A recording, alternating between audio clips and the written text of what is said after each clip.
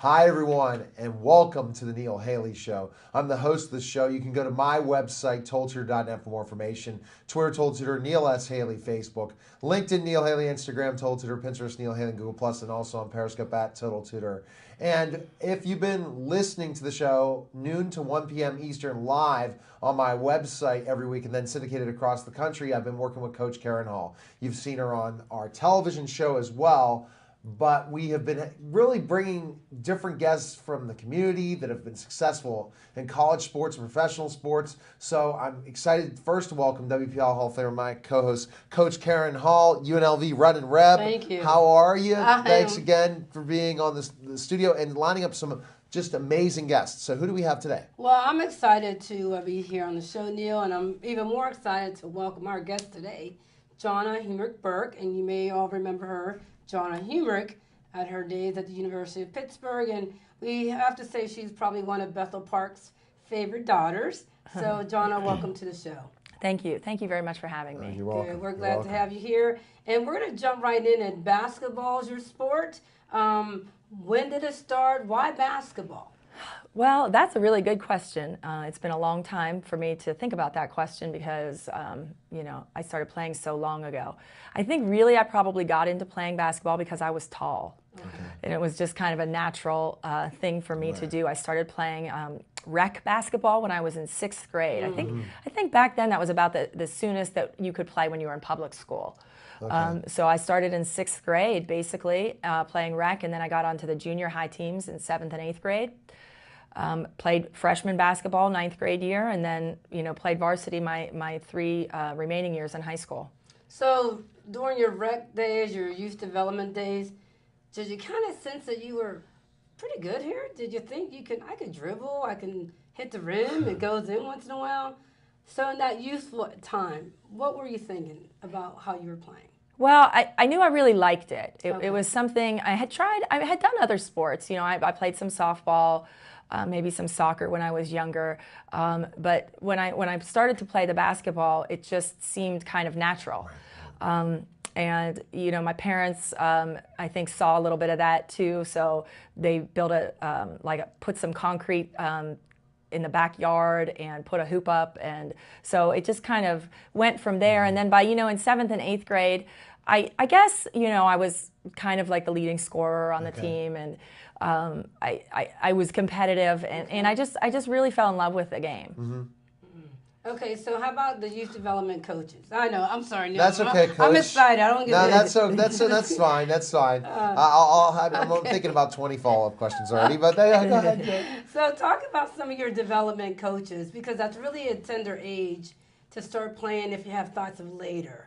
Sure it is, and I do think that things have changed dramatically from at that time to this time, because I see with my own daughter playing 4th grade basketball now. Mm-hmm. I mean, she has the opportunity. She even had the opportunity to play when she was in 3rd grade on a little travel team. I mean, you can play almost as young as kindergarten now in different leagues. I coached kindergarten and 1st grade little hoopers girls, my daughter and stuff. Just kind of not games, but just fundamentals and stuff like that right now. So yes, so it was a lot different when I started to play, because I don't know that the fundamentals and those things were as stressed and as they are now, as is the time to put into it now. Right. I mean, the kids are playing. She's been playing all winter, and then there could be a summer league to play in. Right. There could be AAU if she chooses to go that route. Things were a lot different for me. I mean, I played in the season. In our season, and that was basically it. And I shot in my backyard. And worked on my game that way because I just loved it. Not until I got into high school did I start with AAU, and I believe after my sophomore year of high school. Okay. Yeah, so I feel like now kids are playing a lot more, a lot earlier. Okay, I would agree with that. Do you think that's a good thing or a bad thing? Well, I think it's a combination. I think it's really important that kids get breaks. I think that they need to try a lot of things so that they can decide what they're interested in. I don't think that one sport all year is good for kids, especially under the ages like of high school age kids. Right. Totally agree. Yeah, because then sometimes you find by the time they get to high school, they're kind of tired of it. They're burned out, and how many of them end up really, after playing AAU since 5th or 6th grade, end up going and playing in high school? Some don't, because right. they're just so tired of being scheduled. Then they put their academics on the line and say, okay, I got to be in all these AP courses, which were not out there back in the day, and the stress of just studying. They say, oh, I'm not going to go play in the WNBA. I'm not going to get a full scholarship Division I. So why am I going to put what time I put in when I was a kid? Because of academics, there's so much time that has to be spent in that to keep Absolutely. the GPA and stuff. Absolutely. And you know what else, too? Even in high school basketball now, the time that is required or that is asked of the kids is a lot. It's a ton. You know, I mean, in season we practice 6 days a week. You know, or play. Out of season, I actually think that I don't overdo it with my kids. Maybe some of them would disagree, but you know, we always take the full months of July and August off. Okay. We always, depends on when we lose, like in the playoffs or when our season ends, but we usually do about 2.5 months after the season, and then we come back in September. I truthfully, I know coaches that shut it down for a week or two. Right. And that's all. And I can see why kids say, you know what, this isn't for me, it's too much. Exactly.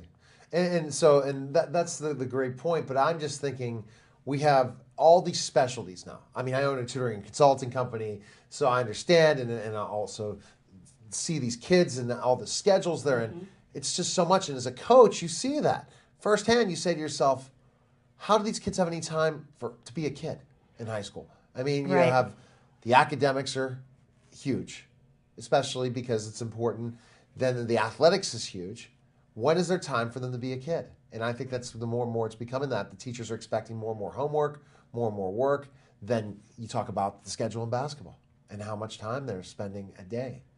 It's tough. I try to always let my kids know, that the team know that they are special. You know, they are doing more than an average student, and nothing wrong with being an average student. No. I just say, you know, you are putting in all this extra time. Exactly. You're running and you're working out and you're doing the school. I mean, pat yourself on the back. Exactly. You know, you're doing something. You're doing something help them when they get to college. Important and good. So I try to empathize with them, but at the same time, I know I demand a lot. Right. So I mean, you went through that as a player. So you days are over. Headed to high school, pretty good now. So you just talked about all this meshing everything together. How well do you feel that your parents did meshing your academics, your athletics, and getting you to and from? What was that experience for you? Well, for me, I mean, that was pretty flawless. I mean, you know, anything that I needed or take into or whatever, they were always there for that. So I'm very fortunate in that regard. But you know, as I think you guys alluded to just a few minutes ago with the AP classes, you know, those things were not in the forefront when I was back in school. You know, it was good enough just to, you know, do well in your classes, in your regular classes. But now it's much more competitive, I guess, to get into colleges, and everybody is in an AP class or an honors class. I don't even know what they're called. So just think of the kids that probably even play on your team that want to go Ivy League and have a possibility because of athletics that maybe they wouldn't have had to get admitted. So they have to have the academics down, they have to have the athletics down. There was a completely different story. You know, the amount of competition in schools, just to get in the top schools, it becomes a business in 9th grade for the parents. And that brings the stress level. And then there's the athletics. That's what I'm meaning. Yeah, I mean, I see it just, it's crazy. Their schedules are just nuts. Right, and I did not feel any of that pressure. You know, I just felt like I was supposed to do well in school, and I was supposed to practice and play hard when I played basketball. You know, and it was simple then. And now it is much more. I feel like it is more complicated. And again, it comes into it's year round. It's kids are getting specialized training in every sport year round, and I honestly think there are more injuries as a result of those things as well. I've had a handful of girls with ACL injuries over the wow. years, and they were kids that just worked year round. Yeah. And I often wonder if that played part into that injury. I'm sure of it, because, and then also their dieting. Even though you stress the dieting at home, the changes of what we believe are good for athletes, or even good at home, because they're on the run all the time. They're not getting the home cooked meals that they used to get. A lot of different things have changed, that it's always on the go, and they didn't train their bodies, and they're not stretching like they need to when they were younger, and then those injuries occur. Sure. And I see lots more broken bones than maybe 10, 20 years ago, in my opinion, and a lot of different things. Getting back to your playing basketball, high school ball, when did you know you're good enough to play in the next level? Well, I guess it would probably have been after I played AAU in the summer of my sophomore year. I would say my sophomore year in high school was my first year that I played varsity basketball, and I did well, and I played at AAU in the summer for the Western PA Bruins, and at that time there were only 1 or 2 AAU teams. So so it had not spread as it has today. Not at all. Okay. I mean, we had to try out. Wow. I mean, and kids got cut, and that was it. You made that team. It wasn't the kind of money you had just to make the team, and you had to try out and be the best in AAU. That's when I played. That's the same thing when I played. Because two is really a lot of teams. Because we're a little era difference here, but there was one with me, and now you're saying there were like 2. Maybe. I'm guessing, but I know that. But it's still not as widespread like today. No. Oh my goodness, no. Anybody can play AAU today. Anybody. Anyone. Yes. Anybody. Whether or not you've even ever played basketball, you could play AAU. Mm-hmm. So that I played, and my team was a very good team. I mean, I played with a lot of really good girls. I mean, I'd say 95% of them went Division I. So we were on a good team. We got a lot of of people were watching us, and so that's when I feel like things started happening. I started getting some letters, some interest. And so who are some of those players? Because you were on that team too. So as you're saying they were good, you were on that team also. So who are some of those players on your AAU team that ended up in Division I basketball? Yeah, well, I played with two girls from Penn Hills High School, Erin Malloy and Janine Joyce, and we actually played at Pitt together. And Bonnie Rimkus at the time, she ended up going to Maryland. Carla Coleman went to Penn State. There were, Jill, no, not Jill. She was my college roommate. See, you're catching me here because I'm getting all. And I'm going to catch you by just saying we got to take a break. Talking college basketball, talking high school basketball, talking a lot of things. And I love when Karen does this, because I'm like, Karen, let's stick to the topic, and I have to play and joke around with her. But I love when we get in these conversations, education-wise, with athletes. We've been talking college basketball, high school basketball, and also academics. And you're watching the Neil Haley Show, and we'll be back in just a moment.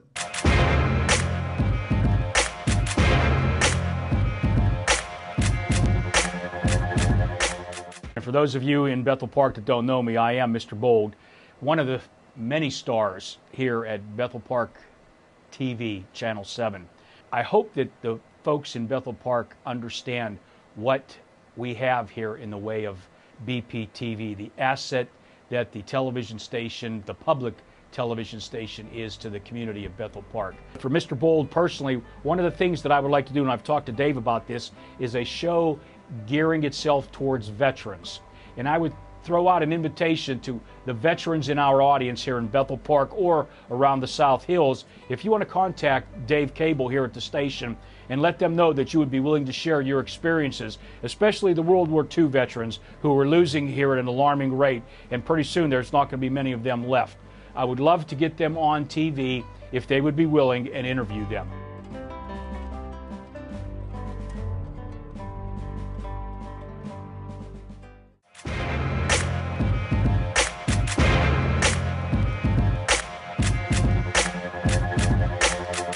We're back to the Neil Haley Show, and Coach, I'm telling you, we kind of bring us back to where you wanted to go on this, because we were really talking about something that's my passion, and that's kids being overscheduled. Yes.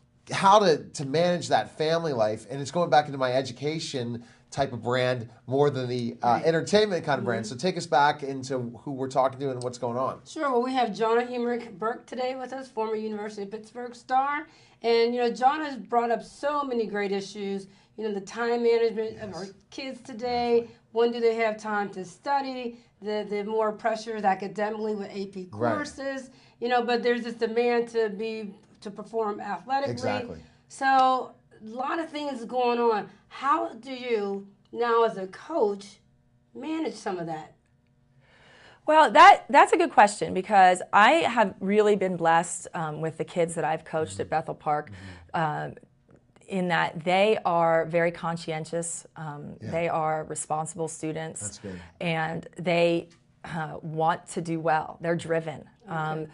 So academics, for me, as far as having to motivate the kids or having to stay on top of them about them, has really been a non-issue. Good.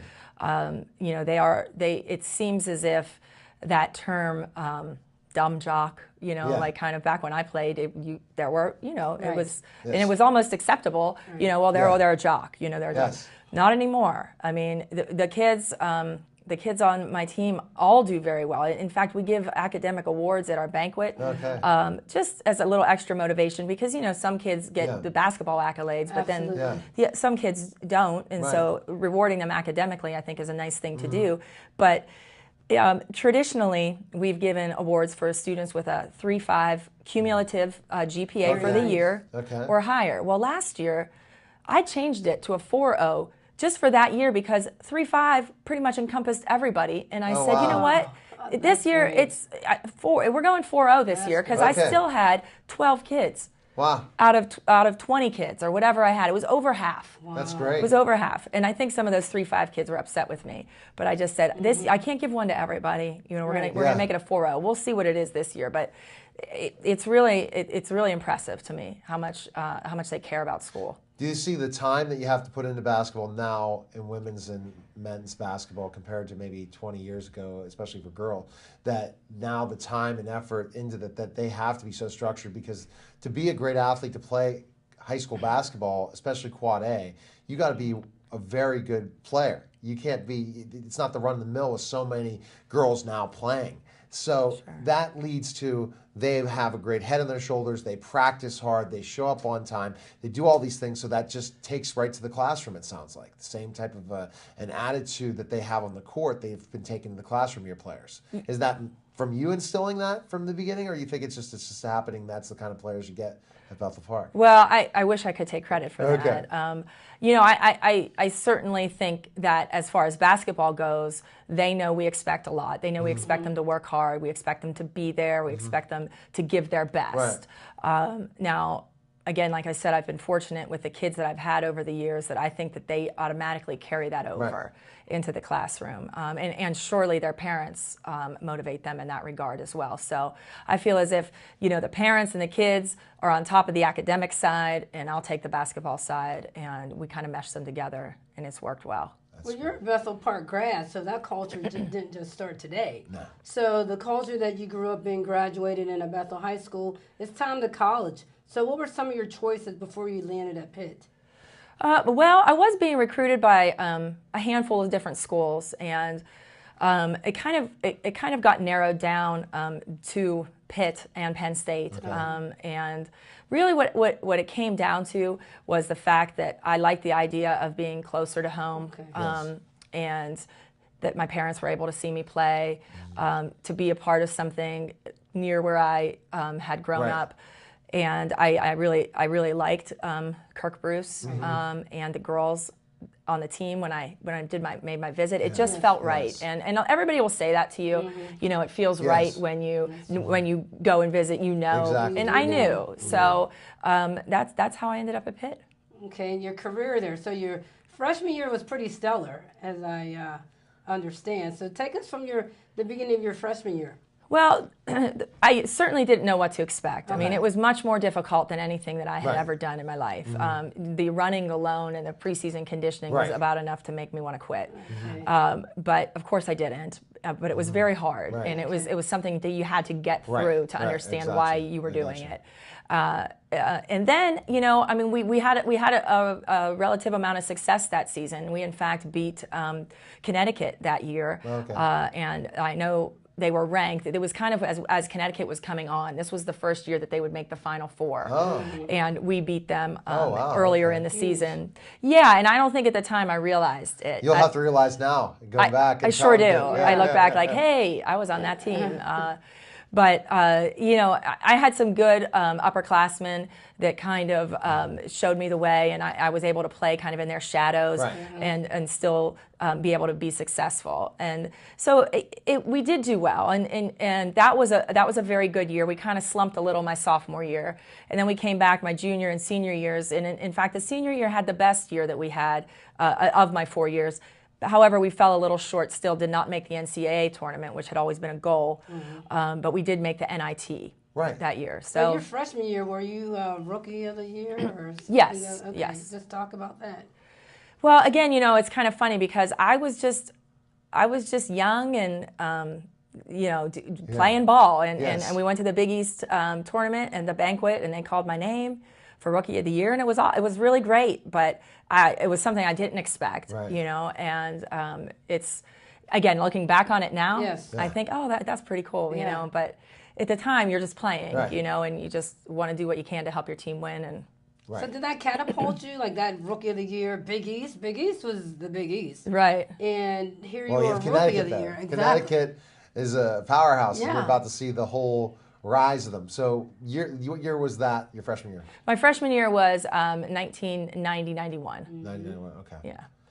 And so Pitt basketball, you look at your 4-year career, win-wise, one of because the women have not had the greatest success, you Right. can say your 4 years at Pitt were pretty good. They were. Compared to some of the women's teams in the history at Pitt. Sure. I mean, they were, but again, there certainly have been other teams that have done Yes. done better. There Yeah. were some before us that had made the NCAA tournament, and then after I was gone for I don't know how long, when Agnes Marinata Right. was yeah, there, she got it pretty Yeah. far 1 year. Yeah. Sweet 16. Sweet 16, 16. and last year they made the tournament again Yeah. under Susie. So there has been success, you know, I mean, spotty success throughout, Yes. and again, making the NCAA tournament was always a goal. And you know, when it didn't happen, we all were sort of felt a little deflated because we really thought we had a Yeah. shot the last year. But we did play in the NIT, and that was a good experience to get some postseason play. Right. And it was overall it was a tremendous experience, and it was I think it did. I was fortunate to stay in the area Yes. and be able to kind of then get jobs out of the area Yes. because I stayed local. Pitt alum now. I know you're a Pitt alum. What's the Pitt varsity walk? The Pitt varsity walk. Well, I guess. I mean, you know, it is the area between. I think it is between the Heinz Chapel Right. and the Cathedral of Learning, and every year they put an athlete or two or three's name in the sidewalk. And fortunately, my name was put there 100 years ago. And that's based on your academic and athletic achievement. Well, I would say probably more athletic. So However, how many maybe points it was academic How many points as a well. game did you average in your career at Pitt? See, I'm throwing you on some questions. Well, yeah, and honestly, I don't know. I mean, I career probably like 16 or so. Okay. It was Career. 18. It was what? 18. Okay, thank you, Karen. It was 18. I didn't know. What do your players think of this with your background, especially to play for you and know that you played major Division I college basketball and played in the Big East and things like that? How many of them have the aspirations of going on to play D1 from your players? Sure. I mean, I don't know what they think of it because I certainly am they're like getting younger and I'm getting older. Yeah. So it just seems, you know, that was a really long time ago, Yes. and I'm far removed from that. So I'm not even sure if they're really aware in a I'm sure sense. the parents are aware. Maybe If they they're are. in the- Maybe they are. When they choose what plan to move into, they look at and then they have a girl and they say, "Oh, I want them to play for you." That happens. I mean, just think about Yes, it. it The new does. plans they're building all the time. They have different districts to choose. And Sure. if they see that basketball's what been on their radar for so many years and want to play for you, so that I'm sure it has some influence with the parents in certain ways. I hope so. But I've had a handful of Division I kids over the years. I mean, this is my 21st year coaching. So, Division I kids are kind of rare. I mean, they are. So, in all my years, I could go back through and count them, but it hasn't been a lot, but it's been, I'd probably say 7 or 8 maybe over the 20 years. I know this year I have a kid, my senior Shannon Conley is going to play at Canisius. Okay. And I have a junior, Justina Mascaro, who is being recruited Division I.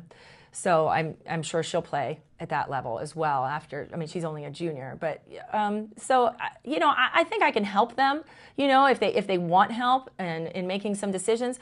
But, honestly, AAU plays a bigger role almost than high school ball. Do you like that fact that the AAU plays a bigger role in the recruiting process than high school? I'm sure you don't. I don't like that. And the reason I don't like it is because I feel if I were ever a college coach, I would make sure that I had conversations with a high school coach. Yeah, exactly. There are many kids that go on to play, and it doesn't have to be D1, it can be D2 or D3, that I've never had a conversation with their coach. Yeah. And I find that a little disturbing, because don't you want to know more about this kid? Don't you want to know the ins and outs? And I would love to talk to you about any kid. And I just think that there's something missing there. This has become such a big business, because it's a way to get a full scholarship to college, that parents are willing to pay a lot of money throughout that years in the AAUs and all these different things to get them to have that shot. And it's a big business. Training, all these different things are becoming such big businesses. It's keeping the high school coach out of the equation at times, which I don't think is a very good thing, because the biggest competition, in my opinion, is in high school, not playing WPIL. That's where the competition is, not these AAUs, because they're just looking to try to get a highlight video, certain that's going to go out on the Instagram or certain things, so coaches see it. They're trying to look at the individual, not the team. Is it going to be a good team player? Talking to the head coach is going to tell you if they're going to be a good team player the next level, for sure. Absolutely, and just more about what kind of student they are, and what kind of person are they, and what's their attitude like, and those kinds of things I would want to know if I were coaching at the next level, and I know I would find those things out from the high school coach. So very quickly, do you tell your kids that the glamour they see about these Division I games, that there's a lot of work for it to look that way? Do you go over that part of that? What you see on TV, there's a lot of work that leads you up to being able to perform like that at Division I. Well, the kids that I have that I know have those aspirations, we will have some conversations throughout, but also, and I'll let them know too, like when we are running, let's say, in our preseason conditioning, I'll say, this is nothing compared to what you're going to see. Oh my gosh!